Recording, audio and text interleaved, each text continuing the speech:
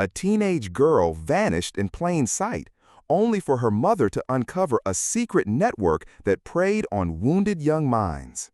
Behind it all stood Coach Freeman, trusted by families, but quietly feeding girls into something far darker. But one girl, Samantha, turned out stronger than they imagined and made a choice no one saw coming.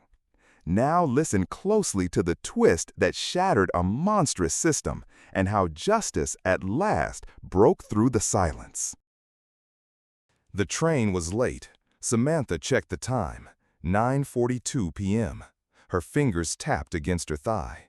A hollow platform stretched out in both directions, white tiles smudged with grime, the vending machine humming behind her like a throat ready to choke. She sent a quick message. "Train's late. See you in 10. No response. Typical. Her mom was probably ironing or pacing. Janet hated when she traveled alone at night. Samantha usually lied, said she was with friends. Tonight she hadn't. She wanted to be honest, for once. The fluorescent lights buzzed louder than usual. One flickered above her, casting spasms of light on the damp floor. She looked up. A security camera blinked red, watching, or pretending to. Her reflection in the dark glass across the track looked grainy, like it was buffering. She stepped forward to fix her hair, but stopped. There was a smear, no, a shadow, behind her. She turned. Nothing. A gust of wind came from the tunnel, but no train. Just that sound, the one you can't name, like metal bending or a breath inside a wall. Her phone buzzed, an alert, network error, message not sent. She frowned, checked the signal, full bars. Weird. She tried again, still nothing. Then she noticed it. The silence. Not the usual empty station silence. This was deeper, like sound itself had died. She clutched her phone tighter. Her thumb hovered over the emergency call button.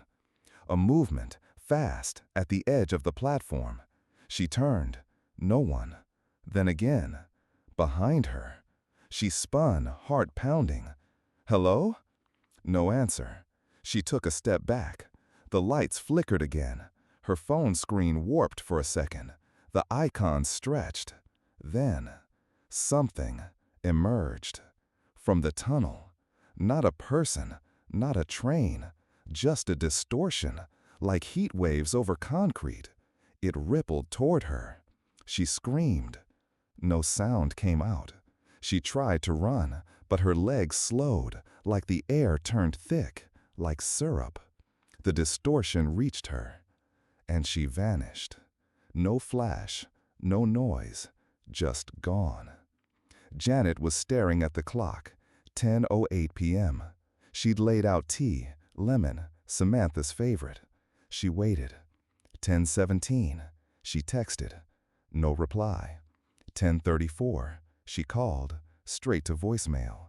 11:06, she tried again, still nothing. She turned on the porch light, checked the driveway, checked the sidewalk, then checked her breathing, which was starting to tremble. The next morning, she drove to the station, demanded access to the tapes. The transit officer played the feed. Camera number 2, platform westbound. Samantha, 9:43:12, standing. 9:43:13, standing. 9:43:14, gone. No train, no blur, just a pulse of white in one frame. Then absence. Probably a recording error, the officer said. These old systems glitch sometimes. She didn't just disappear, Janet whispered. Ma'am, if there was foul play, we'd see it.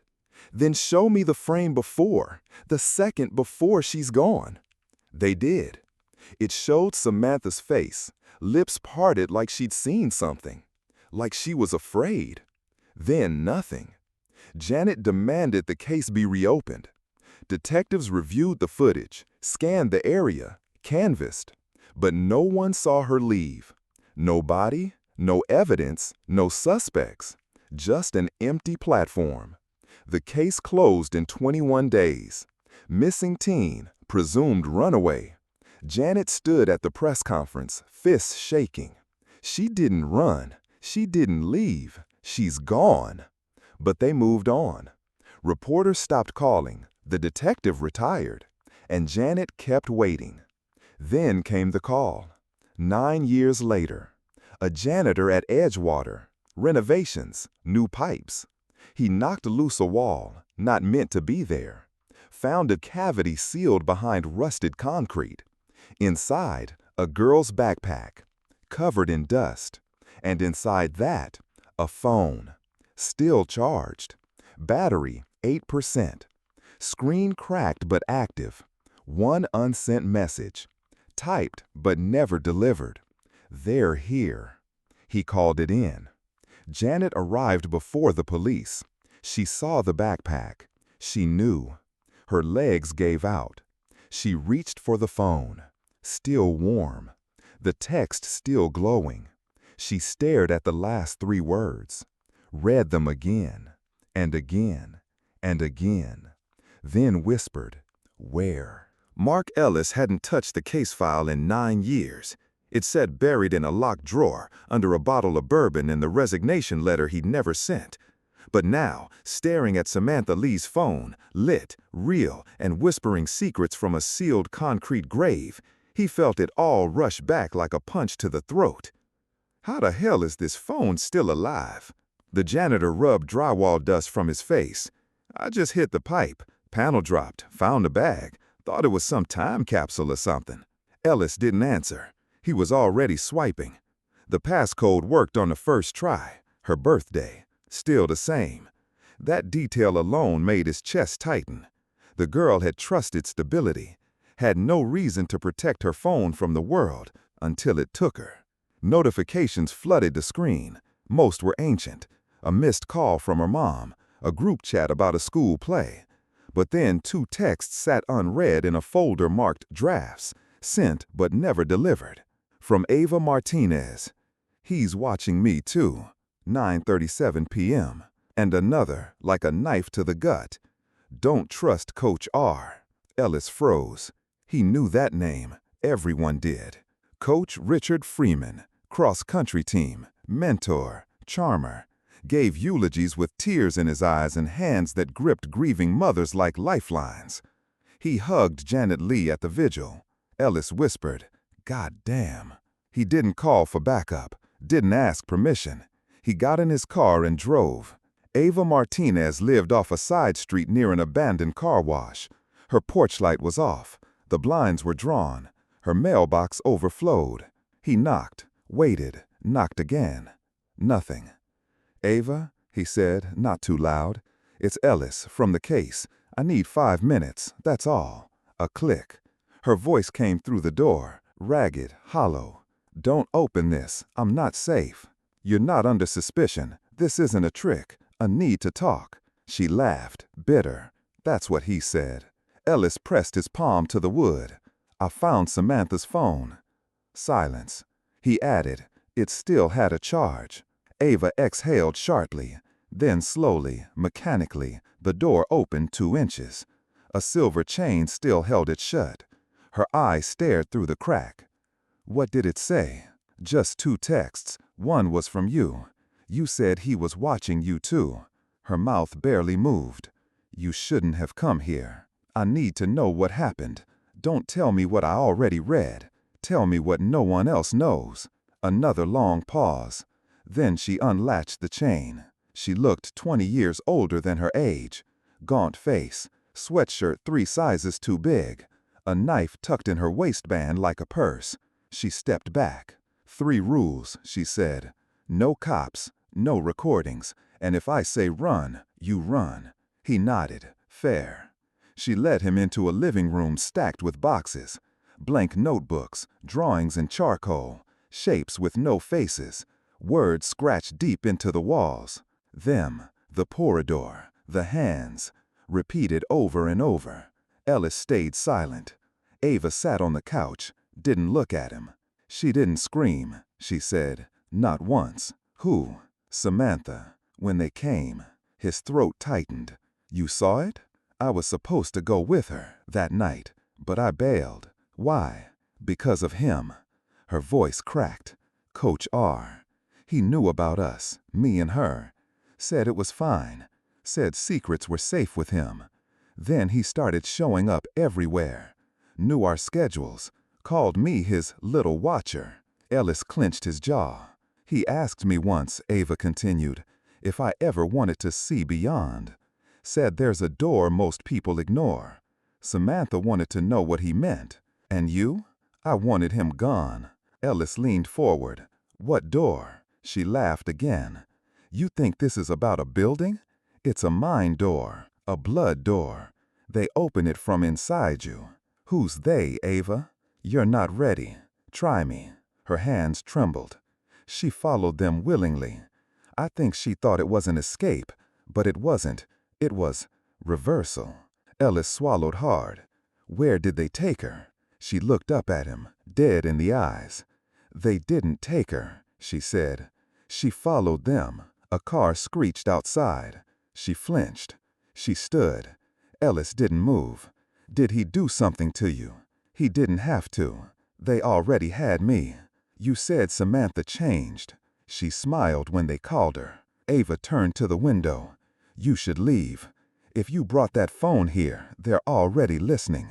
He stood, heart pounding. And Ellis, she added, voice low, if you ever find her, don't believe her face. Then she closed the door and locked it. Janet Lee slammed the renovation office door open. Workers dropped their coffee. Papers flew.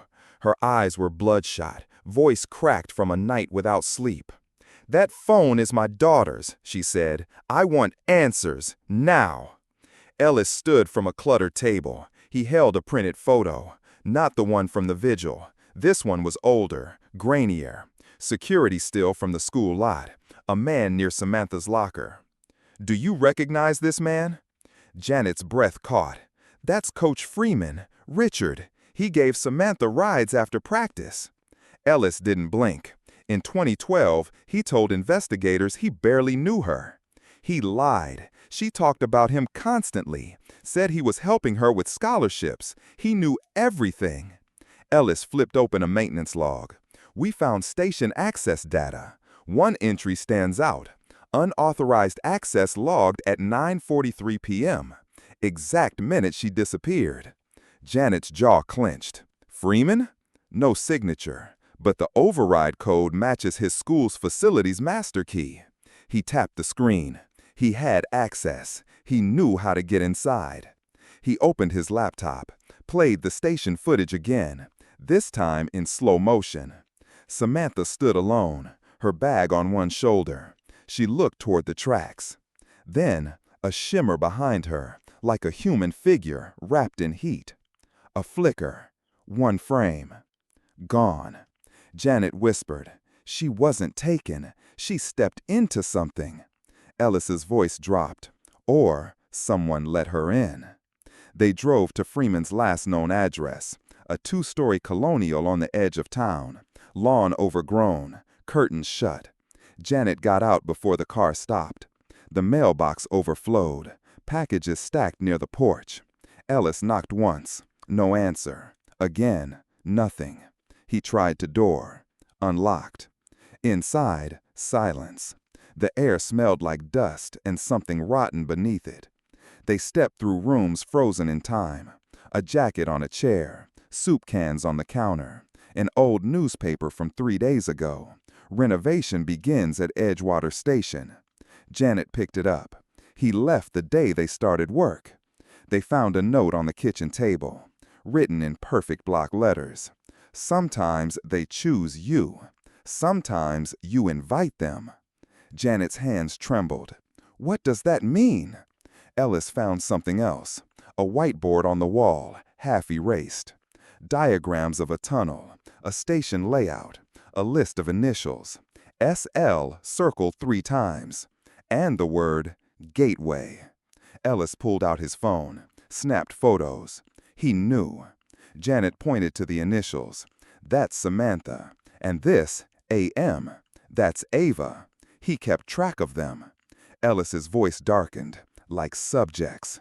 They searched the rest of the house. Upstairs, more lists. Files, photos of smiling students, some with red X's over their faces. They found Samantha's school portrait in a drawer. A sticky note stuck to the frame. She opened easily. Janet dropped it like it burned. They left the house. Back in the car, Janet shook. "You think he's hiding?" Ellis shook his head. "He's not hiding. He's moving, watching, waiting." Janet stared ahead. Why would Samantha follow them? He didn't answer. She turned to him. "Why would my daughter walk into something like that?" He stared at the road. People don't follow monsters unless they're promised something. He offered her something: hope, escape, or truth. Janet whispered, "Then I need to know what she wanted." Ellis glanced at his phone. A new alert. Coach Freeman's credit card had just been used. 2 towns over, Motel 6. He hit the gas. But inside him, something crawled. Because none of this made sense unless Samantha hadn't been taken. Unless she'd been invited and chose to go. The lock snapped clean. One twist and the metal roll door groaned upward. Dust exploded into the sunlight. Ellis stepped in first. Janet followed. The air inside reeked of sweat, mildew, and something metallic beneath. They scanned the space. Steel shelves lined the walls, packed with plastic bins, labeled in marker. Practice tapes 2009-2010, athletic med forms, interview archives. Ellis opened the box. VHS tapes, dozens, all marked with names, girls' names. He inserted one into his laptop using a converter. Static hissed, then flickered. The frame stabilized. Girls' locker room, angle from above, hidden. They watched in stunned silence. One girl undressed, another cried in a stall, a third paced alone, anxious.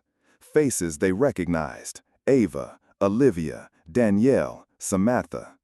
Janet's voice cracked. He watched them like animals. Ellis clicked deeper. A folder labeled Candidate 19. The thumbnail froze his hand. Samantha. He double-clicked. The clip began. She sat in a small office, white walls, one chair, hands in her lap. A voice off camera, Coach Freeman, calm, almost fatherly. "Are you ready to meet them?" She nodded slowly. "Yes, but will it hurt?" "You won't feel a thing, just light." The video cut out. Janet screamed. Ellis yanked the laptop shut. He documented the whole thing like a goddamn study. Janet stepped back. She knew. She wanted to go. Why would she want that? Because he made her believe it was something else. Escape, power, a door to the real world. They both froze as a sound echoed behind them. Footsteps. A figure appeared in the storage unit entrance. Mid-40s, heavy build, oil-stained coveralls, no name tag. "You shouldn't be here," he said. Ellis tensed. "Who are you?" "Cleaner." He tapped the wrench in his hand. "I clean for the new owners." Janet narrowed her eyes. "What owners?" The man smiled. "The ones who bought this place after the coach ran, bought everything he left behind." Ellis took a step forward. "Who exactly are they?" The man chuckled. "They don't have names. They have needs. They follow pattern, obsession, pain, and light." Janet snapped. "Where is my daughter?" The man tilted his head. "If she was candidate 19, then she's already opened." "What does that mean?" He raised his wrench. "They don't need permission once the door's unlocked." Ellis pulled his gun. "Put it down. Tell us who they are." The man smiled wider. "They're the ones who come through the walls." Then he swung the wrench. Ellis ducked, tackled him. They fell into the shelves. Tape scattered. Janet grabbed one midair, labeled Exposure Log 7, Ava. Ellis cuffed the man. Blood trickled from the guy's mouth, but he laughed. "They're already inside," he whispered. "You're just chasing echoes." Janet stared at the tape in her hand. And suddenly, the air in the storage unit grew colder. Too cold. Ellis looked at her.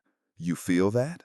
Something behind the walls hummed, and then one of the shelves slid back, revealing stairs, stone, going down, into dark. They weren't in a storage unit anymore. They were at the entrance to something built long before the coach, and far worse. Ava's apartment felt like it had stopped breathing years ago. The air was stale, thick with mold and silence. Books stacked against the walls, unopened food cans used as paperweights. Every window blacked out with trash bags. She didn't look like someone who'd simply been hiding. She looked like she'd been unmade and stitched back wrong. Cheekbones too sharp, fingernails chewed to the skin, eyes that didn't blink enough. "You have no idea what you're digging into," she said. "Janet didn't move. Samantha's my daughter. I'll burn the world for her." Ava flinched like the words hit. Her lip twitched. "They took me too," she said, "but I came back." Ellis stepped closer. "How?" Ava's hands shook. "They bring you underground. You lose time, lose your voice. No sound, no clocks, just rooms and a machine." Janet leaned in. "What kind of machine?" Ava's mouth curled like she'd tasted ash. "It pulses. Not sound, not light, but inside you. It makes your thoughts bleed, makes you say things, even things you don't know yet." Ellis frowned. "Like confessions? Like surrender?" Janet whispered, "Did Samantha talk?" Ava nodded slowly. "She told them everything. About us, our families, her dad, the things no one else knew. Then she changed." "Changed how?" "She stopped using her own voice, started saying things that weren't hers, like scripts." Ellis narrowed his eyes. "Scripts?" "She'd repeat lines, the same words, same tone, like a broadcast, like they were inside her." Janet whispered, "Like who?" Ava didn't speak, just walked to a drawer, opened it. Inside, papers, hundreds of them, yellowed, torn, stained with what looked like oil or blood. She pulled out one, a sketch, a human shape, but stretched. No eyes, mouth too wide, limbs in the wrong order. More pages, same figure, dozens. Then words, scrawled again and again. "The corridor listens. The corridor chooses. Light is permission." Janet's breath hitched. "They're not people, are they?" Ava shook her head. "No, they wear people, but they're not." The room dimmed. And then, total blackout. The light snapped off like a switch flipped somewhere far away. Janet gasped. "Is that them?" Ellis reached for his flashlight, but it flickered uselessly. Ava didn't move. "They always cut the light first," she whispered. "Outside, screeching tires." Ellis moved to the window, tore back a corner of the trash bag. A black SUV parked across the street. No plates, engine still running. Janet said, "They're watching." Ava grabbed her arm. "They don't just watch, they listen. Through walls, through wires, even through memories." Janet yanked free. "Why us?" "Because she's open, because you're close." Ellis turned. "We need to go, now." Ava's hand shot out. "You don't get it. If they've marked you, running makes it worse." Janet said, "We can't stay here." Ellis pulled his badge. "I can get us safe." Ava laughed. Cold, empty. "Badges don't work underground." He opened the door a crack. A red laser dot hit the wall beside him. He shut it fast. Janet backed toward the hallway. "We're trapped?" Ava walked to her fridge, pulled open the freezer. Inside, duct tape, a thick file folder, a portable recorder. She handed the folder to Janet. "It's all in here. Names, notes, what they made me do." Ellis grabbed the recorder, hit play. Nothing, just static. Then a voice, distorted, dissonant, A chorus. We open what is offered. Janet covered her mouth.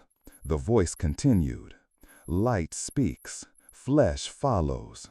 The recorder died. Ava whispered, they're coming back for her, and for anyone who asks why. Ellis looked out the window again. The SUV was gone, but something else had been left behind. A figure, standing still in the middle of the street. No eyes, no face, just shape.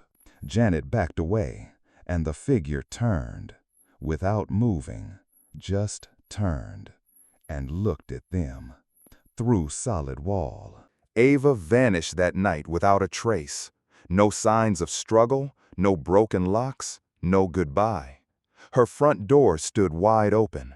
Her TV murmured static. Tea still steamed on the coffee table. Janet stepped into the silence first. Her heart pounded so loud it drowned out the hum of electronics. She saw the note on the couch. You opened the wall, now they open back. Ellis stood behind her, pale. His voice cracked. This is out of our league. Janet turned. Her eyes burned. You saw her phone. You saw the videos. You know what's down there. He said nothing. You're not quitting. He didn't quit. He spiraled. Ellis didn't sleep for 36 hours. He ran GPS logs, cell tower traces, power drain patterns from Ava's phone. Nothing made sense until he found a ping from 9 hours ago.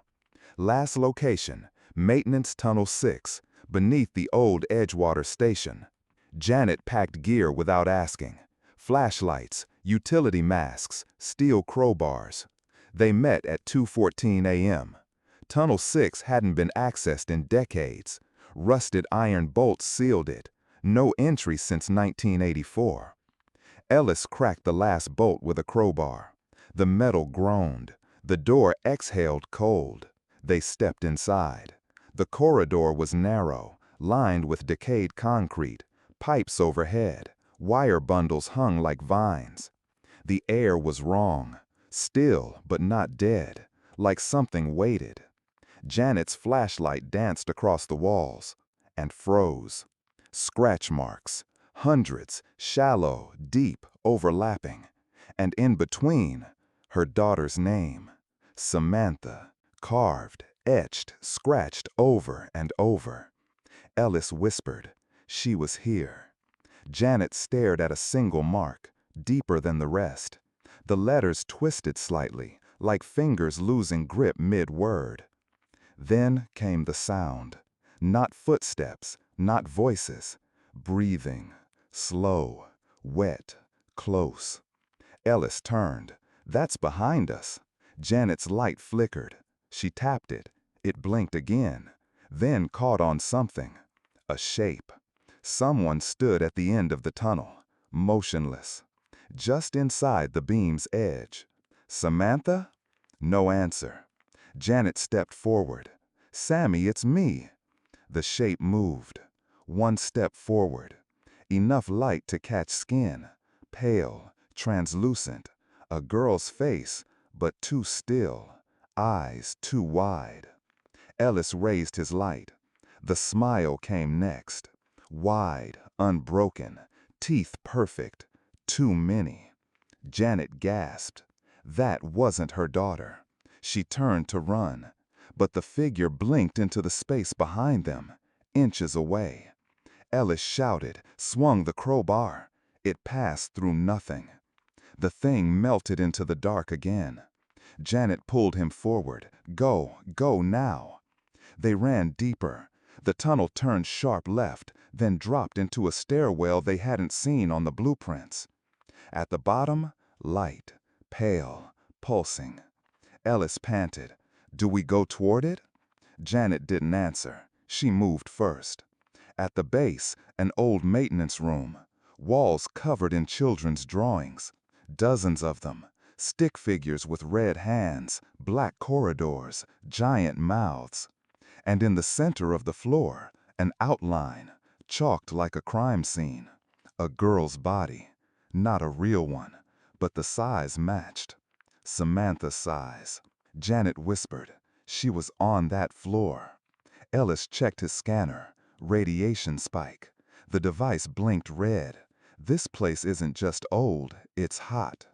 Something on the far wall caught Janet's eye. A panel, slightly open. She reached in, pulled out a Ziploc bag. Inside, Samantha's ID, her track medal, and a note, written in smeared black pen. They said I could leave if I brought them someone else. Janet dropped the bag. Ellis caught her. Behind them, footsteps. Real ones. But not boots, not sneakers. Bare, slow, wet. They turned.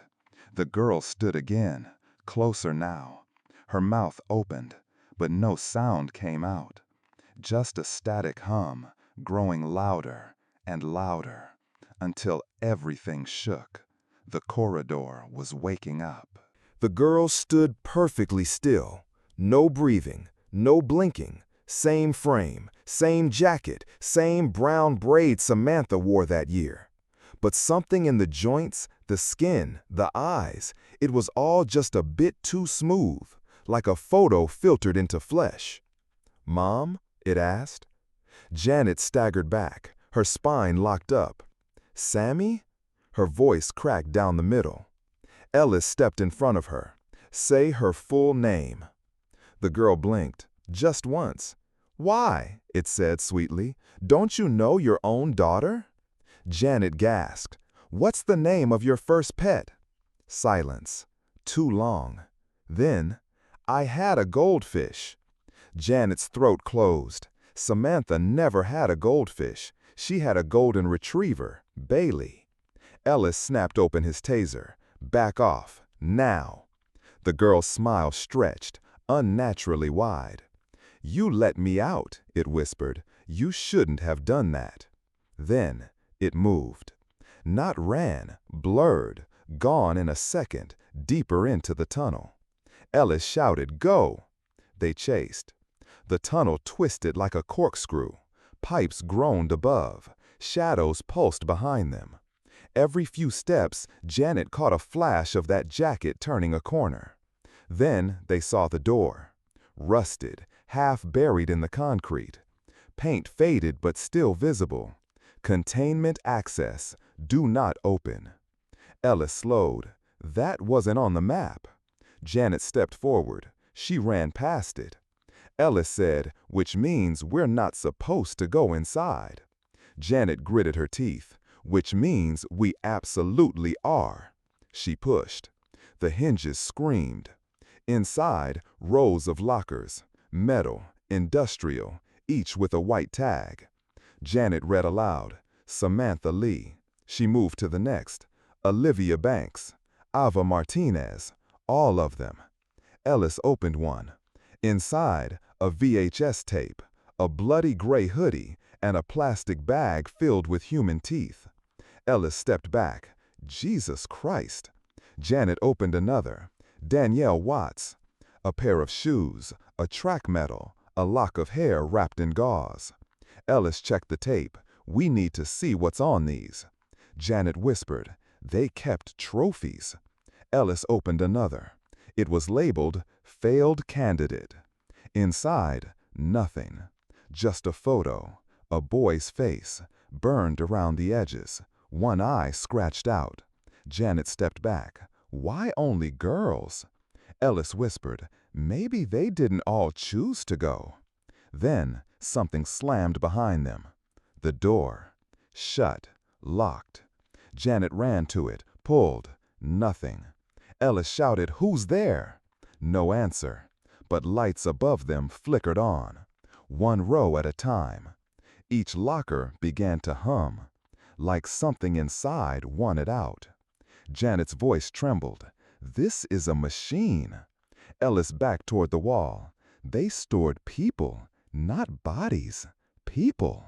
Then a voice came through the air vents. Childlike, garbled.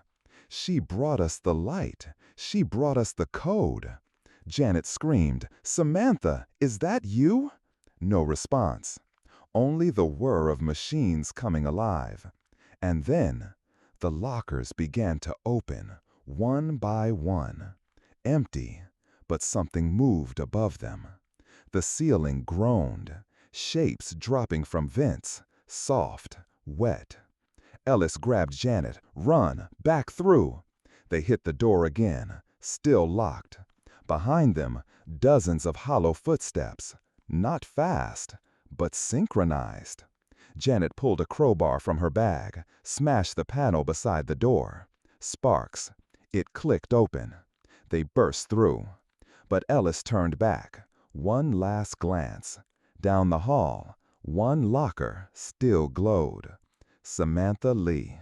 Still unopened. Still humming. They brought the tapes back to Ellis's office. No windows, just cold walls and the hum of the overhead lights. Ellis cleared off a table buried in dust and loose folders.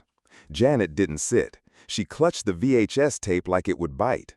Ellis opened the old player. He hadn't used it in 15 years. The motor wheezed, then clicked.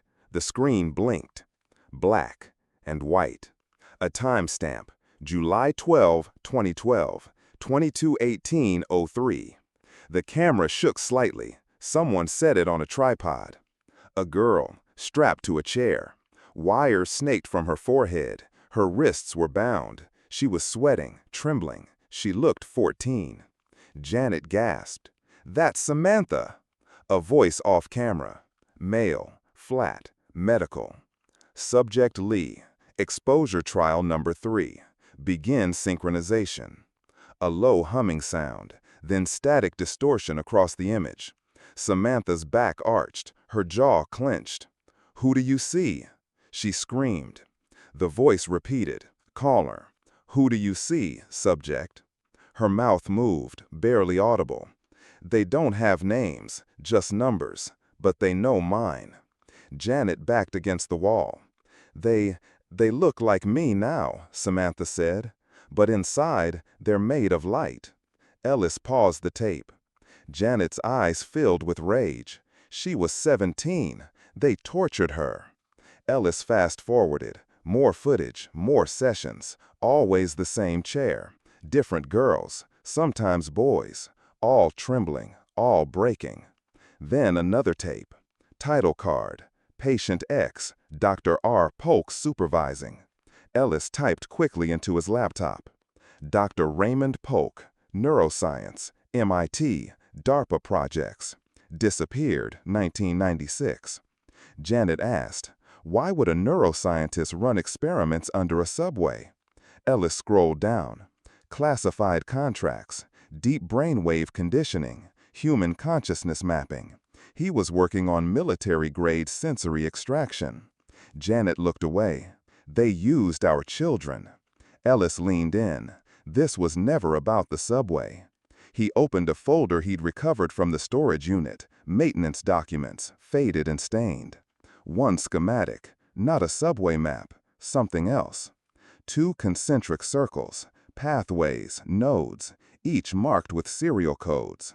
At the center, node 0, cognition receptor. Janet whispered, "That's the room we saw, the one with her outline on the floor." Ellis connected the dots. This whole structure, Edgewater Station, was built around it, around the gate. Janet snapped, "What gate?" Ellis tapped the schematic. "This isn't a transportation hub. It's a circuit, a containment array." "For what?" He didn't answer. Another tape auto-started. This time, Polk was on camera. A man in his 60s, gaunt, calm, direct gaze. "The corridor has chosen candidate 19 for interface. Preparations complete. Subject is compliant." A pause. "I will now enter the gate for calibration." Janet asked, "He went in?" The tape glitched, loud static. Then the screen flashed a strange sequence. Symbols, not letters, not numbers. And the tape ejected itself. Ellis caught it mid-air. It was hot to the touch. Did it just do that on its own? Janet grabbed the tape, flipped it. A handwritten note under the label. "If I fail, burn it all. RP." Janet's voice cracked. Samantha didn't walk into a train tunnel. She walked into this. Ellis sat back, pale. Every girl was tested, measured, opened. They weren't abducted. They were prepared. Janet stared at the wall. There's more. You know there is. Ellis nodded slowly. And we're still inside it. Then his laptop flickered. The schematics vanished, replaced by a blank white screen. A single phrase appeared. You broke the seal. It breathes again. Janet whispered, "Who's sending that?" Ellis stood up. Not who, what. Janet turned to him. We're not chasing Samantha anymore. We're chasing what she became. And something, deep beneath their feet, rumbled back. The dirt road curved like a scar through the trees. No lights, no power lines, just moss, silence, and that god-awful clinking. Dozens of wind chimes swung from every corner of the cabin, made from bones, wires, keys, metal forks. Each gust of wind made the whole porch hiss like whispers. Janet froze. This is it? Ellis nodded, gun already unholstered. He knocked once. No answer. Again. Then creaking footsteps inside. The door opened. An old man stood there, gaunt, gray-bearded, wearing an oxygen tube, trembling slightly. You brought her back, he rasped. Didn't you? Janet stepped forward. Where is my daughter? He smiled. Between. Ellis pushed past her. You're Raymond Polk? I was. Janet snapped. What did you do to Samantha? Polk stared at the floor. She volunteered. You used her. I listened. The corridor wants voices, real ones, girls with fractures. Trauma opens them. Samantha was open. You experimented on children. They're not children when the corridor chooses them. They're conduits. Ellis growled. You're sick. I'm obsolete, Polk said. They don't need me anymore. Janet grabbed him by the collar. Is she still alive? Polk's eyes welled. She's not yours anymore. Ellis scanned the room. No electricity, just candles. A shelf of VHS tapes. Drawings pinned on the walls. Subway maps reimagined as spirals. Equations looping into symbols. Then Polk stepped back. His hand reached under the couch. Ellis moved fast. Don't! A gunshot cracked the silence. Polk collapsed. Blood pooled under him. Janet screamed. What did you do? He reached for something. Ellis knelt. He's still breathing. Polk's hand opened. Not a weapon. A Polaroid. Samantha, wearing a lab coat, smiling. Behind her, two towering shapes. Eyeless. No faces. Just skin and shadow. Janet dropped the photo. That's not her smile. Ellis looked around the room again. Found a journal bound in duct tape. He flipped through pages of madness. Drawings, numbers, phrases repeated. Then a final line. They want mothers now. The wind outside howled. Chimes screamed. From deeper inside the cabin, a sound. Slow creaking. Not wind. A door opening. Janet whispered, "We're not alone." And something answered back. Not a voice. A vibration in their teeth, in their skulls. It was learning how to speak. Janet stared at the photo in her trembling hands. Her daughter, Samantha, smiling in a lab coat. It didn't look staged. It looked proud. She looked proud, like she belonged there. Ellis flipped it over. Red ink, no crayon, jagged and rushed. I made it out. I let them in. Janet's voice broke. She let them through? Ellis's eyes narrowed. No, she thinks she did. That's what they do. They twist guilt into obedience. Janet didn't answer. She was already gone. By the time Ellis made it back to the car, she was speeding toward Edgewater Station. The moment she stepped inside, everything felt wrong. The station wasn't quiet. It was humming.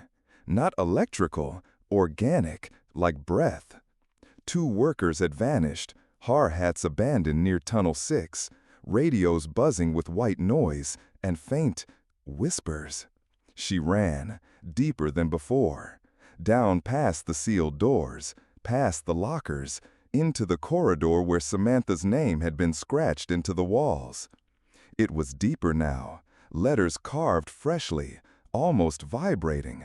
She reached out to touch it. Then, behind her, Mom. Janet spun, choked on a gasp.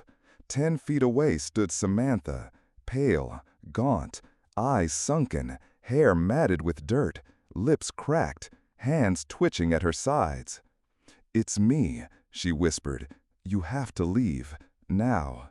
Janet lunged, pulled her daughter into her arms. She felt it instantly. Cold, not dead, worse, frozen from the inside. Janet stepped back. "What happened to you?" "They're coming," Samantha said. "I only have minutes." Who's coming?" "They don't move in light. They swim through sound. You left the door open, Mom. I kept them back." Ellis's voice crackled through the walkie. "Janet, get out, now. Polk's notes, he said they don't kill, they replace." Janet stared at the girl, heart pounding. "Samantha, what was the name of your first dog?" "Buddy," she said, without hesitation. Janet narrowed her eyes. "Wrong. It was Jasper." The girl didn't flinch.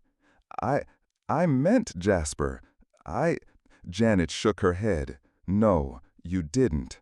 The figure's head twitched, slightly, too smoothly.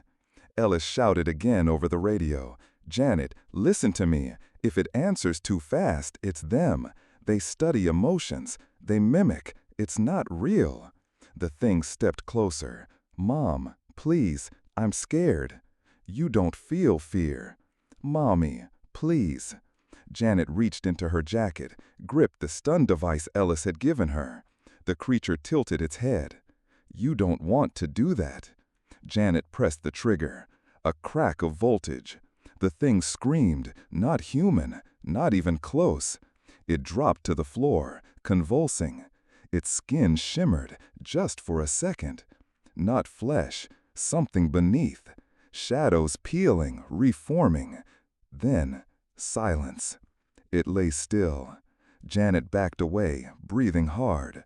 Then, she heard it again. "Mom." Same voice, same tone. From farther down the corridor. Another Samantha. This one, limping, eyes glassy, wounded. "Please, don't leave me with it." Janet froze. 2 voices, same pitch, same face. One behind, one ahead. Which one was hers? Ellis's voice again. "Janet, don't move. They'll try to split your memory, make you choose wrong." Janet looked between them, both crying, both calling her name. But only one had teeth stained red. Only one had fingernails sharp enough to draw blood on the walls. Janet raised the taser again. "This time," she said, "you speak first." The corridor began to hum, and both girls opened their mouths to answer. They ran, boots hitting wet concrete, breath burning. The corridor behind them laughed with children's voices, echoes that didn't echo back. "Maze logic," Samantha said, gasping. "They built it this way. It learns your path." "Keep moving," Ellis barked. "No time for theories." But Janet heard it too. The giggling, the pattering footsteps, getting closer. Walls shifted, doors vanished, arrows reversed.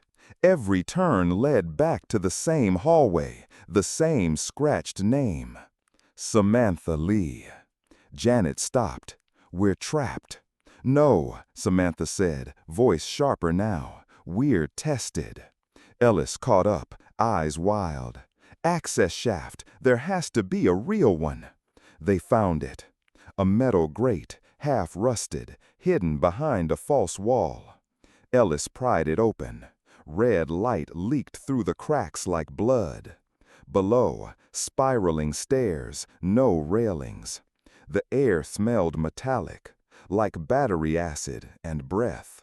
Janet paused. Samantha squeezed her hand. "Trust me, it's the only way out." Her hand was hot, burning, feverish. They descended. 1 step, 2, 37. The light thickened. At the bottom, an old lab. Dust floated like fog, but the computers were still on. Screens flickered, data streamed, names scrolled. Rows of cages lined the far wall, plexiglass, reinforced steel. Some empty, some not. Inside, girls. 6, maybe 7. Ages from 12 to 19. Eyes wide, unblinking, hands pressed to the glass. One of them, Ava. She croaked, "Help me." Janet surged forward, but a shadow stepped into the red light. Coach Freeman, smiling. "You made it," he said. "Good. They've been asking for you." Ellis raised his gun. "Back the hell off." Freeman didn't flinch. "They don't fear bullets. They feed on intent. Anger tastes sweet to them." Janet trembled. "You're working with them?" "No," he said. "I work for them, like Samantha did." She turned to her daughter. "What does he mean?" Samantha said nothing. Freeman continued. "She was the first to survive 3 cycles, the first to adapt. That's why she's warm now." Janet stepped back. Samantha stared straight ahead, blank. "They gave her back to you," Freeman said, "but only half." Ellis fired. Freeman dodged. One round tore through a monitor. Sparks flew. Alarms whined. Samantha screamed. Not words, just sound. Pure and cracked and wrong. The cages shook. The girls inside started to chant. "He comes! He comes! He comes!" The floor vibrated. Lights strobe. Freeman laughed. "You triggered it. They're awake now." Janet grabbed Samantha. "Are you mine?" The girl blinked. Tears spilled. "I don't know." Behind them, glass shattered. One cage empty now. A shape moved, crawling fast. No feet, just limbs. Ellis yelled, "Back to the shaft! Go!" But the stairs behind them were gone. Only red walls now, slick, breathing. Janet held her daughter close. "Tell me one thing only I'd know." Samantha sobbed. "You sang Somewhere Over the Rainbow when I had the flu, every hour." Janet froze. That was real. She nodded. Then the floor cracked open. Freeman stepped into the light. He hadn't aged. Not a wrinkle, not a breath, like time bent around him. "You never understood," he said, voice calm. "The girls are gateways, hosts, open doors." Ellis raised his weapon. "Let them go, now." Freeman laughed, hands out. "It's too late. Samantha brought them through. She's the strongest one we've ever found." Janet turned to her daughter. "Is that true?" Samantha didn't speak. She just nodded. "I thought they'd help me," she whispered. "They said I could go home, but they lied. I'm sorry, Mom." Her voice cracked. Ellis didn't wait. He fired. The bullet struck Freeman's chest. He staggered, smiled, then burst into flame. The fire was silent, white hot. No scream, no smoke, only ash. Then the tremor hit. The lab shook, lights exploded, cages shattered. Girls screamed, or didn't. Some stayed frozen, some vanished entirely. Ellis yelled, "We need out now!" But Samantha stood still. Her eyes glowed, soft red. She held Janet's hand. If I stay, I can close it. If I leave, they follow forever. Through walls, through voices. Janet shook her head. No, you're coming home. Samantha smiled. I'm not your daughter anymore. Janet's voice broke. You are. You always will be. I remember your lullaby, the one with the rainbow. Janet sobbed. Samantha leaned forward, kissed her mother's forehead, then turned, walked into the red light. Janet screamed, "No, no, Samantha!" But the girl never looked back. The corridor pulsed once and collapsed. Everything went black. Silence. Then, beeping. White ceiling, hospital lights. Janet woke up, alone. Nurses said she'd been unconscious for 3 days. Ellis was discharged. Ava survived. Her voice shaky, but returning.